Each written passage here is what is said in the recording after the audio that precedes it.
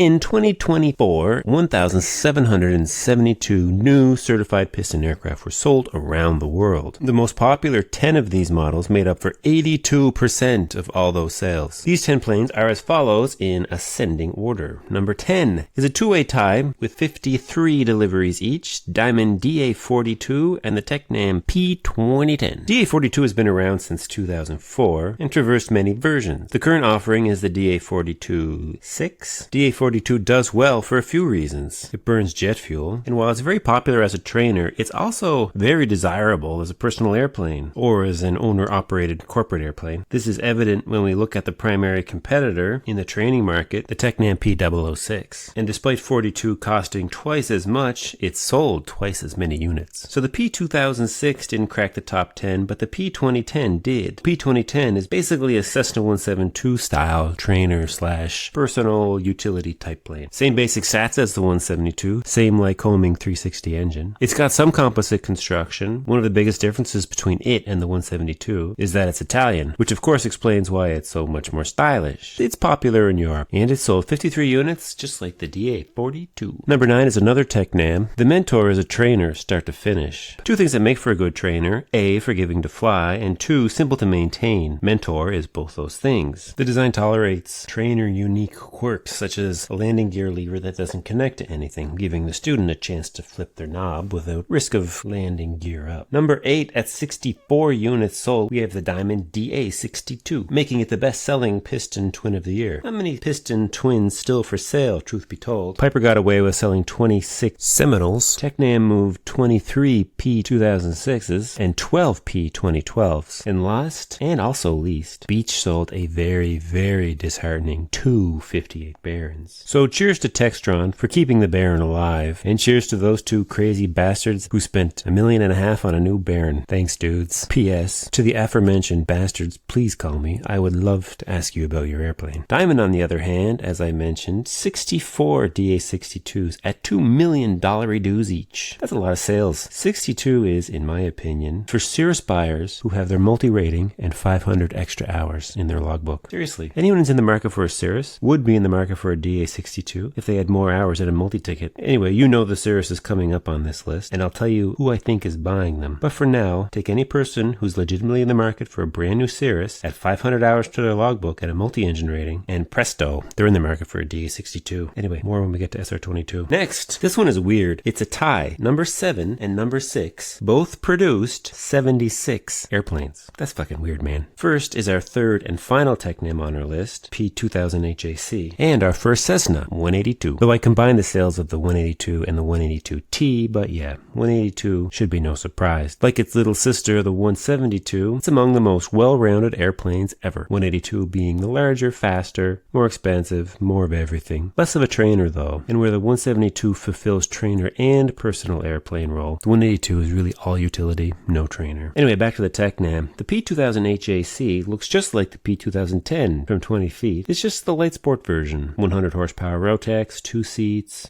Though, note, this is the only light sport on the list. Good job there, little guy. Number 5, DA40. Yes, makes sense. And really, there's no surprises from here on out. Just the big ones left. DA40 is a great plane, and now that DA20 is such a common trainer, DA40 is the natural next step for a personal airplane for many, many students. Though I dare say tides are changing. The DA20 is not on our list with just 14 units sold, but another trainer is on our list and coming up soon. Number 4, the baby Cirrus SR20. SR20 is an odd duck to me. Who's buying a new SR20? I want a Cirrus. I'm willing to pay 30% premium for it to be brand new, but not willing to pay 30% more to get an SR22. And I don't want to pay the same as a new SR20 for a used SR22. I don't really see how it fits. I mean, budget is really the only reason I could think of to get an SR20 over 22. They're pretty much the same airplane, except 22 is better at everything. So if budget is enough of a factor to get a 20 over 22, but then still go brand new, why not save even more and get a 20 that's a couple years old? I'm overthinking it for sure, but if you can make a case for a new SR20 over a used SR22 or a used SR20, I'll pin your comment. You know what I mean? Anyway, number 3, 172. Classic, no surprises. See you here again next year, old friend. Number 2, Piper Pilot. This plane has been around for decades under various names, Archer, Cherokee 180, to name a few, and it's always received little changes over the years. The current iteration is a purely training-focused, stripped-down, bare-bones edition, and it sells quite well. Number 1 is, of course, Cirrus SR22, with a staggering 508 units sold. That is both naturally aspirated and turbo versions combined. Okay, why? Why SR22? Here's the official complete walk-around theory of why SR22 is and has been the best-selling GA plane for so long. Because it's the biggest jump you can safely make from your trainer. Think about it for a second. Every person who was already rich when they started aviation is going to buy an SR22. How's this for a scenario? So, you're rich for some reason, you have a successful business that could justify having an airplane, or you just want to get your license and fly around to your beach house or whatever. You finish your license in some G1000 trainer, and you're set loose on the airplane market. You're loaded, so you're going to get something new, and what are you going to buy? Turboprop is too much airplane. You're only going to have maybe 100 hours, probably less. You're going to buy a Cessna? A 206 looks like farm equipment next to a Cirrus. How about a Diamond Twin? Same mission? Yeah, I don't really want to go back for my multi-engine rating, and an insurance company doesn't like twins and retracts on a noob like me. Remember I said DA62s are for Cirrus buyers with 500 extra hours and a multi-engine rating? Retracts, by the way, is also why I think the DA50 will never catch the Cirrus. Cirrus pilots and buyers don't want retract. Only pilots are impressed by retracts, and obviously anybody who buys a Cirrus is not interested in impressing pilots. They want to qualify for insurance the day after they get finished their private rating, and that means fixed gear. If a rich guy gets divorced and wants to buy a sports car, there's endless options. If a rich guy gets his pilot license and wants to buy a new airplane, it's Cirrus or nothing. Cirrus is the only choice. I mean, it has a parachute. Who is the buyer of this plane? Tell me I'm wrong. You can't.